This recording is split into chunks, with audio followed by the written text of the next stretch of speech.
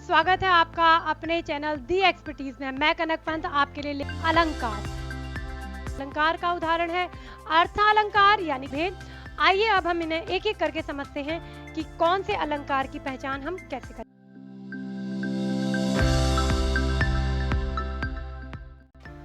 तो आइए फ्रेंड्स, आप समझते हैं उन्हीं को कुछ उदाहरणों के माध्यम से। तो बहुत आसानी से वो चीज़ समझ में आ जाती है। जब हम परिभाषा से समझने की कोशिश करते हैं तो कहीं ना कहीं कोई चीज़ एक कमी सी रह जाती है कि कैसे समझें। परिभाषा तो कुछ समझ ही नहीं आती, किताबों में पढ़ पढ़ के थक जाते हैं। तो उदाहरणों के माध्यम से और सामने सामने हम जब आपको वहाँ पे क्या चीज़ कैसे निकल के आई है वो समझाएंगे तो बहुत आसानी से समझ में आ जाएगा। कुछ ऐसा टफ नहीं है जो ना समझ में आए। तो आप देख रहे होंगे कुछ उदाहरण लिखे हैं हमने अनुप्रास अलंकार के, जो हमने पहले ही आपको बताया था कि जहां पर वर्ण की आवृत्ति बार बार होती है या शब्द की आवृत्ति बार बार होगी, है ना, तो वहां पर हो जाएगा आपका वर्ण की आवृत्ति बार बार होगी, वहां पे हो जाएगा आपका अनुप्रास अलंकार। तो देखिए जैसे यहाँ पे आप पहला जो उदाहरण देखेंगे, तरनी तनुजा तट तमाल तरुवर बहु छाए।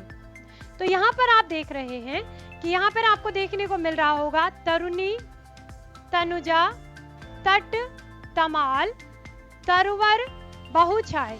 तो ता वर्ण की आवृत्ति यहाँ पे 1 2 3 4 5 बार हुई है। तो यानी कि दो से अधिक बार अगर एक ही वर्ण की आवृत्ति होगी तो वहां पर आपका अनुप्रास अलंकार हो जाएगा।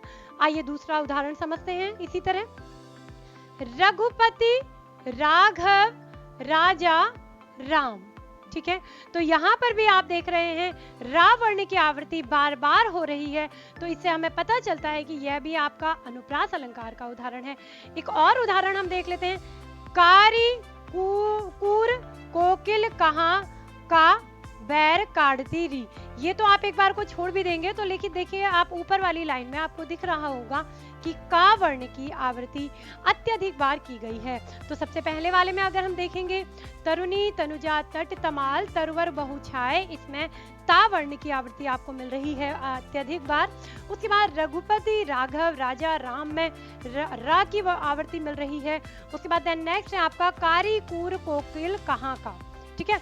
तो यहाँ पर का वर्ण की आवृत्ति बार बार मिल रही है। तो ये क्या हो जाएगा आपका अनुप्रास अलंकार। आशा है आपको अनुप्रास अलंकार अच्छे से समझ में आ गया होगा।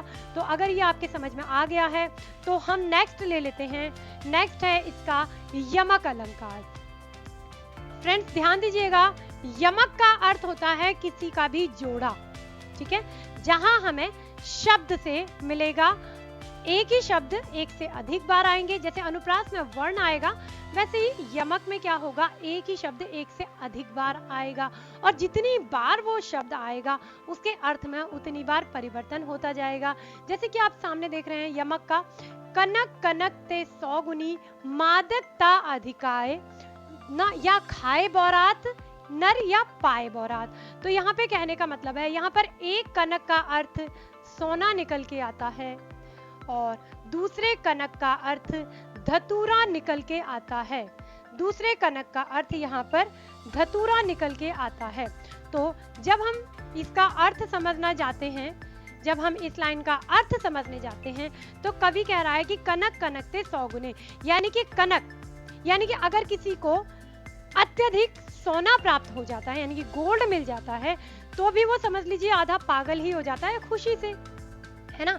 जब हमें कोई भी चीज आपकी जरूरत से अधिक प्राप्त हो जाती है और वो जिससे हमारा बहुत फायदा हो सकता है तो वहां पर भी हमें क्या हो जाता है, हम थोड़ा मीन्स बोरा जैसे जाते हैं, यानी कि होश खो बैठना जिसे कहते हैं। और वहीं पर दूसरा है धतूरा, शिव जी का धतूरा जिसके बारे में आपने सुना होगा। तो कहने का अर्थ है अगर कोई हद से ज्यादा धतूरे का सेवन करेगा तो वह भी आपका बरा ही जाएगा, यानी कि वह भी पागल ही हो जाएगा। तो एक का अर्थ है यहाँ पर सोना और एक का अर्थ है आपका यहाँ पर धतूरा। तो सोना पाने से भी इंसान पागल हो जाता है और धतूरा खाने से भी इंसान पागल हो जाता है। बस आपको ध्यान यहाँ देना है कि यहाँ पे एक का अर्थ सोना है और एक का अर्थ धतूरा है, ठीक है। अब यहाँ पे आप एक दूसरा देख रहे होंगे उदाहरण, काली घटा का घमंड घटा। ये दो हैं आपके घटा। काली घटा यानी कि काला बादल, काला बादल, का घमंड, घमंड बताइए दर्प जिसे बोलते हैं, है ना, घमंड तो वैसे ही समझ में आ जा रहा होगा। घटा यानी कि कम होना। अगर आपने ध्यान से देखा तो काली घटा यानी कि पहला है कि काली घटा यानी कि जो काला बादल है, यानी कि काली बादल का घमंड घट गया, वो एकदम एकदम जोश में गया कि आज तो हम बरस ही जाएंगे। लेकिन कई बार होता है ना, जो गरजते हैं वो बरसते नहीं, तो वही चीज यहाँ पे हुआ कि काली घटा का घमंड घटा अपने पूरे जोश में गई कि हम जाएंगे, बिल्कुल बादल फट जाएंगे, बाढ़ आ जाएगी, लेकिन हवा आई और उसको बारिश को उड़ा के ले गई। तो एक घटा का अर्थ बादल होगा और दूसरा होगा आपका कम होना। ठीक है, तो होप सो आपको यमक अलंकार भी आराम से समझ में आ गया होगा और आप इसकी पहचान कर सकते हैं। इसके बाद नेक्स्ट है हमारा श्लेष। श्लेष का अर्थ होता है चिपकना, जहाँ पे हमने आपको पहले भी बताया था जब आपको हम इसका अर्थ बता रहे थे कि एक ही शब्द में या तो कई अर्थ निकलते होंगे या फिर शब्द अलग अलग होगा, उसके अर्थ कई बार अलग अलग किस तरह से निकलेंगे। यमक और इसमें क्या अंतर है? यमक में क्या होगा कि शब्द का मतलब ही अलग हो जाएगा, जैसे कि वहां कनक का अर्थ एक सोना है और एक कनक का अर्थ आपका धतूरा है। अब यहाँ पे देखिए, पहला है आपका नवजीवन दो घनश्याम, ये एक ही वर्ड है, ये आपका एक ही वर्ड है, दो वर्ड नहीं है। ठीक है, घनश्याम हम एक ही साथ लिखते हैं। तो यहाँ पर हम क्या करेंगे, घन घन श्याम, यानी कि ये आ गया आपका कृष्ण जी के लिए, ये आ गया आपका बादल के लिए। तो कहने का अर्थ है नवजीवन दो घनश्याम, हमें वैसे तो हम घनश्याम कृष्ण को भी बोलते हैं, लेकिन अब यहाँ पे एक शब्द के ही दो अर्थ निकल दिए कि अगर मान लीजिए किसी की फसल सूख रही है तो वो ईश्वर से क्या प्रार्थना करता है कि ईश्वर, हे ईश्वर वर्षा दो, यानी कि बरसात हो जिससे हमारी फसल बहुत अच्छी तरह उग सके और हमें उसका फल मिले। तो यहाँ पे कृष्ण से वो प्रार्थना कर रहे हैं कि कृष्ण जी हमें बादल दो, यानी कि हमें बारिश दो। एक ही घनश्याम को हम कृष्ण के लिए भी यूज कर सकते हैं और घनश्याम को यहाँ पे अलग अलग भी यूज किया जा रहा है। तो जहाँ पे अलग अलग यूज किया जा रहा है वहां पर हो जाएगा आपका श्लेष अलंकार। अब एक आप नीचे भी उदाहरण देख रहे होंगे, रहीमन पानी राखिए, रहीमन पानी राखिए, बिन पानी सब सून, पानी बिन पानी सब सून, पानी गए ना उबरे, मोती मानस चून।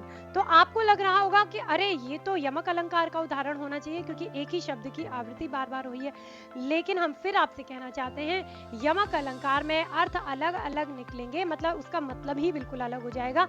लेकिन यहाँ पर रहीमदास जी के द्वारा ये कहा गया है, रहीमदास जी कहते हैं कि ईश्वर मतलब इंसान को क्या करना चाहिए।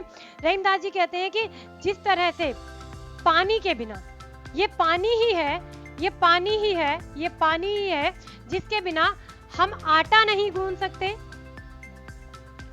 आटा नहीं गूंथ सकते, गूंथ सकते। ठीक है, एक जगह चून को आटे के लिए यूज किया गया है और कई लोग चूने को चूना जो लगाया जाता है उसके लिए भी यूज किया है कईयों ने। तो फिलहाल ये वाला आपका सही है, मेन है कि आटा नहीं गूंथ सकते, है ना, तो उसका कोई अर्थ नहीं निकलता है उस पानी का अगर हम आटा नहीं गूंथ सकते। दूसरा, पानी राखिए, अगर हमारा मोती है, बिना पानी के उसकी चमक भी नहीं रहती है, बिना पानी के इसको नेक्स्ट पेज में देख लेते हैं। बिना पानी के ध्यान से समझिएगा कि आटा नहीं गूंदा जा सकता, आटा नहीं गूंदा जा सकता। ठीक है, उसके बाद बिना पानी के मोती में भी चमक नहीं होती, पानी के मोती में भी चमक नहीं होती, चमक नहीं रह जाती। देन नेक्स्ट है, बिना पानी के मनुष्य की क्या होती है, कोई रिस्पेक्ट नहीं रह जाती, यानी कि कोई इज्जत नहीं रह जाती। कैसे हम बताते हैं, बिना पानी यानी कि विनम्रता के मनुष्य की कोई पहचान नहीं होती। इसको हम अभी अभी समझाते हैं, पहचान नहीं रहती। ठीक है, इसे ध्यान से समझिएगा। अब कहने का अर्थ है कि बिना पानी के आटा भी नहीं गूंदा जा सकता, आटे का कोई औचित्य नहीं होता। अगर बिना पानी के आप किसी मोती की आपने अंगूठी पहनी है या कोई भी आभूषण पहना है तो उसमें वो चमक नहीं आती। और बिना पानी के कहते हैं ना, तुमने तो हमको शर्म से पानी पानी कर दिया, यानी कि हमारी इज्जत ही उतार दी आपने। तो अगर पानी नहीं है यानी कि इज्जत नहीं है, तो मनुष्य की भी कोई पहचान नहीं रहती है। ठीक है, तो ये था आपका श्लेष अलंकार का उदाहरण। तो हमने आज आपको 3 अलंकारों के बारे में बताया। सबसे पहले हमने आपको अलंकार समझाए, अलंकार किसे कहते हैं। उसके बाद आपने समझे अलंकार के भेद। उसके बाद आज जो हमने आपसे पहले ही बताया था, एक ही वीडियो है तो पॉसिबल नहीं है, बहुत बड़ा टॉपिक है अलंकार। अलंकार के 2 भेदों में से एक भेद के बारे में हमने इसमें समझा, जो था आपका शब्द अलंकार। जल्दी ही इसका सेकंड पार्ट लाया जाएगा, जो मे बी हो सके एक ही पार्ट में कंप्लीट हो जाए तो बहुत अच्छी बात है, नहीं तो 2 हो सकता है टॉपिक उसके भी बन सकते हैं। तो अगर आपको ये वीडियो अच्छी लगी हो तो प्लीज़ लाइक करिए, शेयर करिए, कमेंट करिए और सब्सक्राइब करिए अगर अभी तक आपने हमारा चैनल सब्सक्राइब नहीं किया। इसी तरह आपको वीडियो मिलती रहेंगी, आप बीच में नहीं रुकेंगे, कंटिन्यू ये वीडियोस आपको मिलती रहेंगी। तो इसी तरह हमारे साथ बने रहिए। नेक्स्ट वीडियो में मिलते हैं, तब तक के लिए थैंक यू सो मच।